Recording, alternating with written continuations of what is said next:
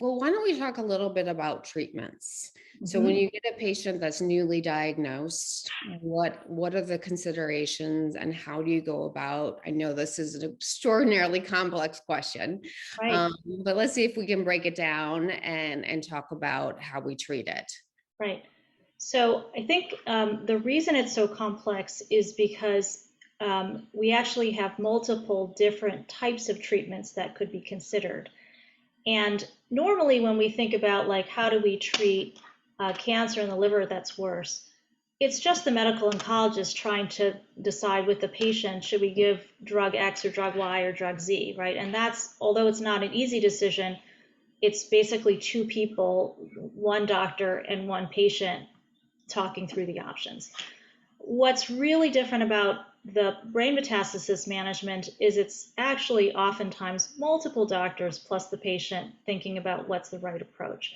Because it may be that radiation is a possibility, it may be that surgery is a possibility.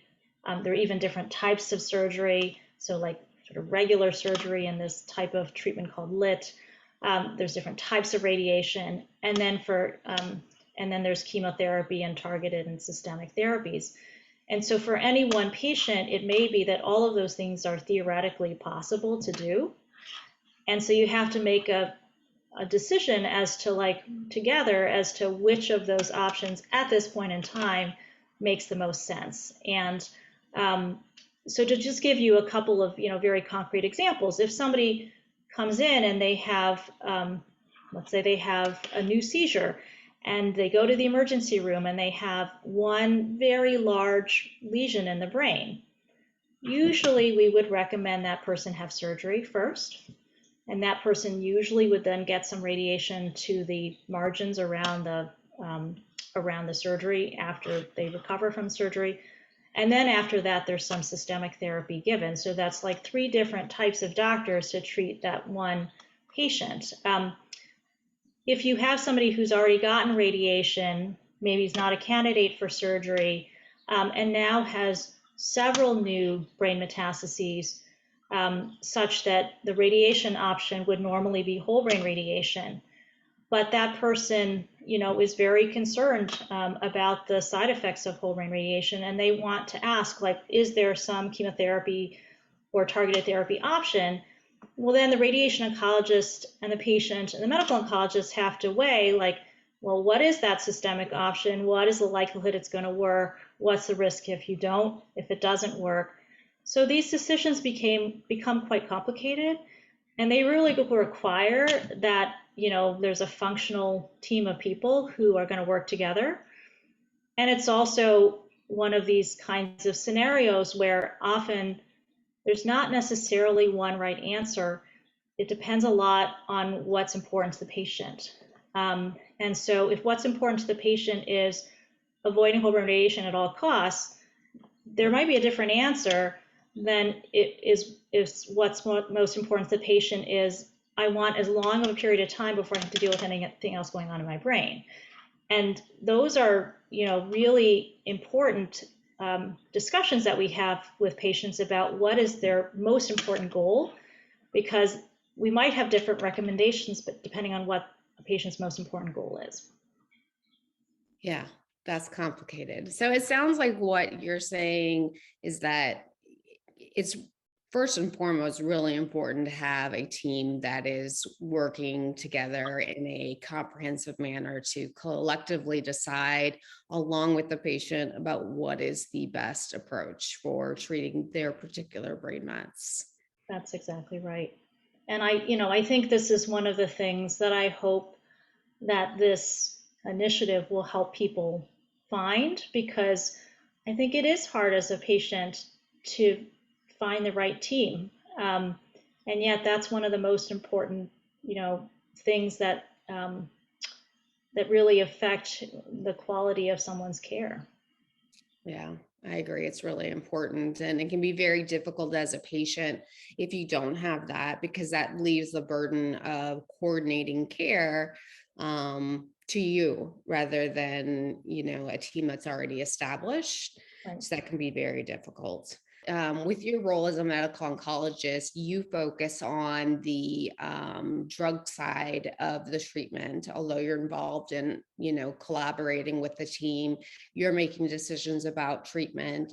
And so I wanted you to talk a little bit about the drugs that are available to treat the brain. And also, if you could discuss how the blood-brain barrier affects the drugs that are available to use, that would be great. Great. So the blood-brain barrier is something that we've evolved to basically keep toxins out of our brains. And in the normal brain, there are these barriers or junctions that are very tight, and they really keep out a lot. What happens though is that in brain metastases, those barriers get broken down because the tumor sort of breaks through those barriers. And so as it turns out, many drugs that don't get into the normal brain all that well actually get in decently enough in brain metastases that we can see some activity. So one of the things that, I think has set back the field for a long time is making that assumption that if something doesn't cross the normal blood-brain barrier, it can't possibly work. And we now have many examples that that's not true. So ultimately, what we have to do is just test the drug in people who have brain metastases and see if it works. But there are some treatments that work, and I've listed a few of them here, focusing on HER2 first. So for HER2, the drug that probably comes to mind most often is a medicine called tucatinib, which is an oral pill. It targets HER2 kind of from the inside out, whereas Herceptin targets HER2 from the outside in. And tucatinib is typically combined with an oral chemotherapy called capecitabine, along with IV Herceptin. This combination of three medicines has been shown to be effective in patients with brain metastases. And this has been shown in actually a randomized trial where it was shown to be better than just Herceptin plus chemotherapy. So it wasn't a randomized trial against nothing. It was a randomized trial against a normal, HER2 chemotherapy combination, and showed actually extension of survival in patients with brain metastases and is FDA approved for this use. There are other compounds, though, that have activity defined as if you treat people with brain metastases, some of those patients will have tumor shrinkage in the brain, and some of those patients will have extended survival with the medications. And so these include medicines like neratinib, which is an oral pill, usually paired with Xeloda chemotherapy, TDM1, otherwise known as Kadcyla, which is an IV medicine. We don't use lapatinib so much anymore because we have tucatinib and neratinib, but it is around, and in some countries where the other drugs are not available, it's still used. We recently showed that by increasing the dose of Herceptin, just regular IV Herceptin, that we might see some additional activity. This is only a phase 2 trial, so it's, I would not consider it the usual go-to, but it's something that could be considered.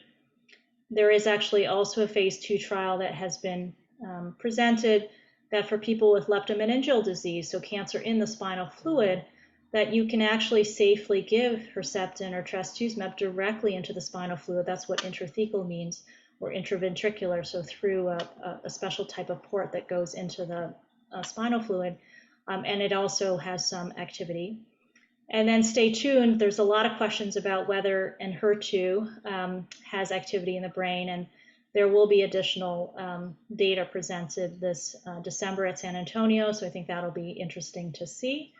And then, there are some chemotherapies that work in the brain, and so we can pair them with just regular IV Herceptin, and sometimes they do work. So for HER2, this is kind of the working list, and then there are on top of this, which I haven't shown you, quite a number of clinical trials that allow people with brain metastases, and some of them combine TDM1 and tucatinib, or TDM1 and neratinib, or HER2 and tucatinib. I mean, there's all sorts of different combinations.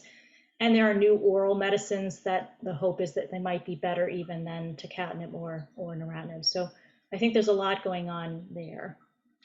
For patients who have estrogen receptor positive or estrogen receptor positive triple negative breast cancer, there are drugs that have some reported activity, but the sort of strength of the evidence is not as strong, meaning that rather than randomized trials or really very tightly controlled phase 2 trials, they might be more like a hospital team writing in and saying, we treated a certain number of patients with this medicine and look what we found. So you can believe that there is some activity, but the strength of, your certainty about being able to quote a chance of it working is not the same as we have for the HER2 drugs. But with that caveat, there are drugs that work in the brain, and so we've seen things like capecitabine or Xeloda chemotherapy work. On the right is a picture of actually somebody we treated at our institution who had a really dramatic response to Xeloda. This is not from radiation therapy, this is just from chemotherapy. Some of the platinum medicines can work, some of the anthracyclines like adriamycin or Doxil. And then there's sort of like a mishmash of other miscellaneous medicines that we have seen some activity with in some patients. So there are some options for people with estrogen receptor positive or triple negative breast cancer, but I would say that the options are overall a bit more limited. And I think this is an area where we really, very much need better clinical trials. I agree. When you're, speaking about clinical trials, why, I think this sort of demonstrates it, but why is it important for patients to participate? Or do you think it's important for patients to participate? Is that something that you encourage your patients to do? Yeah, so I think that, the way that I look at clinical trials is that there are sort of multiple benefits to different types of people. And what I mean by that is that obviously sort of the reason that clinical trials are in place in the big picture is to understand whether medicines or different approaches are effective, in hopes that if they are, they can be applied to a big population of people, right? And so, whether it's to try to get an approval for a drug or whether it's to show a new standard of care, that's scientifically the reason a clinical trial is done. From a patient-centered perspective, in many cases, not all cases, but in many cases, a clinical trial could represent an interesting or good treatment option. Now, if we knew that the trial treatment was going to be better than all standard therapies, it wouldn't be a trial anymore, it would just be approved therapy. So I can never promise to patients that the trial treatment is going to help them, but at the same time, I can't actually promise that a non-trial treatment is going to help, right? And so I kind of think of a clinical trial as another option that can be weighed.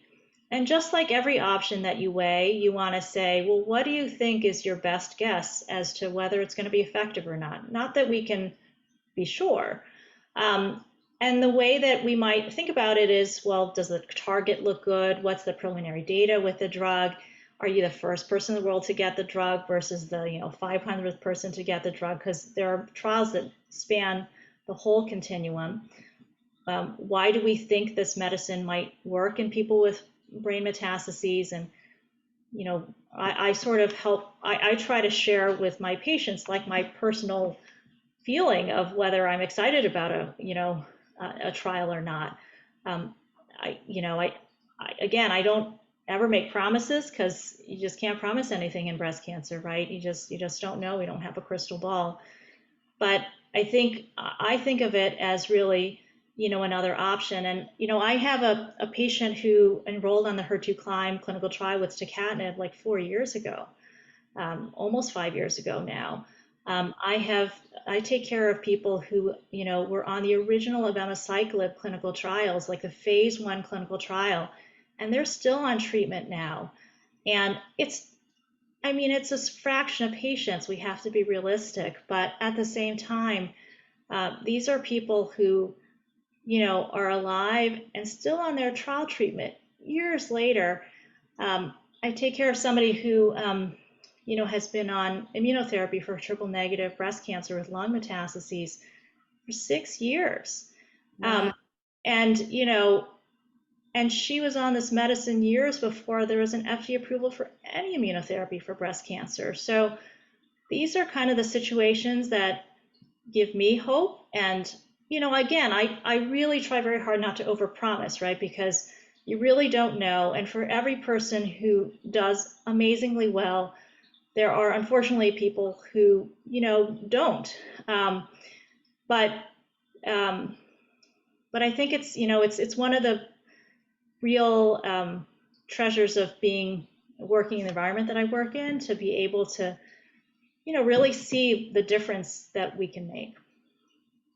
And I just want to those are phenomenal stories. And I do think they speak to, I mean, it's important to have hope when you are in the situation like myself with brain mets or other patients who come to see you. But I think, uh, you know, the one thing to note with clinical trials is that you're going to receive, if you don't go on the clinical trial, you're going to receive the standard of care. It's not like you're going to receive, a placebo or what some people refer to as a sugar pill.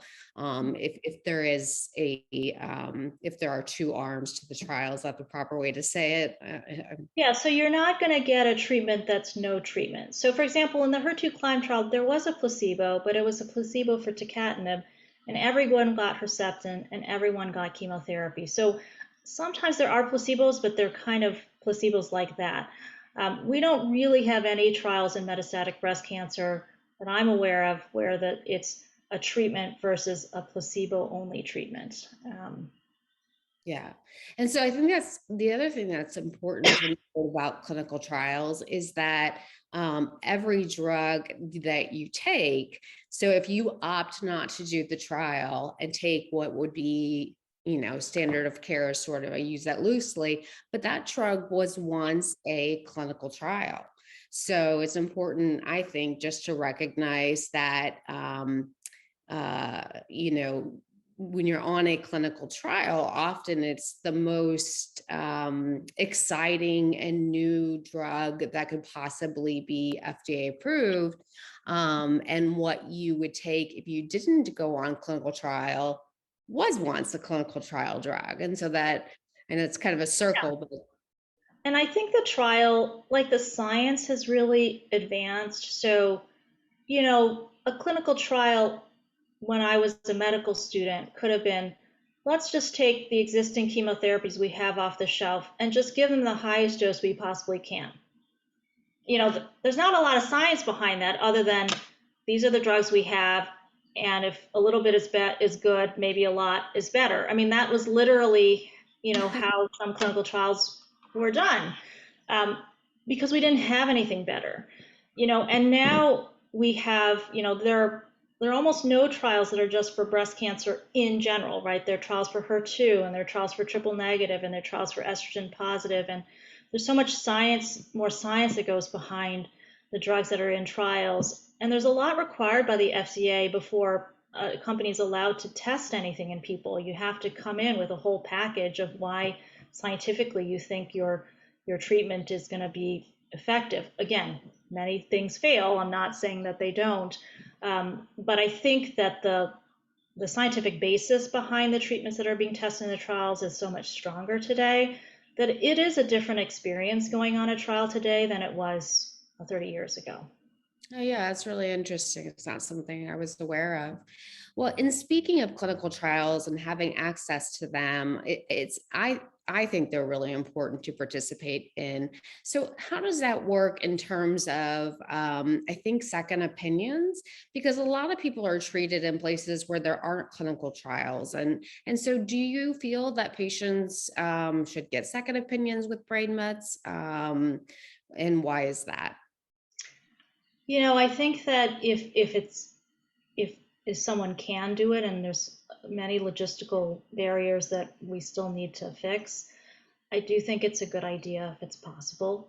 And I think it's because even if it's not just for a clinical trial, it's also partly for the ability to have, an expert multidisciplinary team that can sort of weigh all the options and put them together with the patient.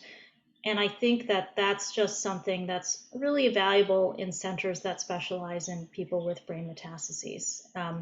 That is beyond what trials they have on offer. On top of that, I think the existing way that people find out about trials which I know this organization is trying to fix or at least contribute to an improvement in, is fairly haphazard, right? Because, if you go on clinicaltrials.gov, it has every trial, but it's hard to really search for the one that fits you. So it's very complete, but it's hard to sort of match with a trial with that website. Any one doctor is going to have a hard time knowing every trial that's available in the US. Like, I don't know every trial that's available in the US. And I think an advantage of going to a place that, has a brain mets program, or if not a formal program, people who this is their interest, is we all have our friends across the country and their informal networks. And I know what studies are open at UCLA because I know my friend at UCLA has these studies open, and I know it seems kind of crazy in 2021 that this is how we find out about different trials, but it is sort of how we find out about different trials. I'm really hoping that this systematic effort that you're so involved in is going to help that, because I think not only do patients need help, but we need help as doctors. And when I see somebody who comes from far away and is willing to fly anywhere in the country for a trial, I would really like to be able to honestly tell them, I looked at all the trials that are available for you in the country, and this is the one I think you should go for. And right now, there's not a mechanism to do that. There's a lot of sort of word of mouth and keeping tabs sort of thing. And again, I'm hoping that this effort that you are such an important part of is going to make a difference there. Yeah, thank you. We will have a search engine, or we do have a search engine on the website, and hopefully that process will be a little easier using that search engine. And we also have listed the places that for second opinions that do have a comprehensive brain metastasis program.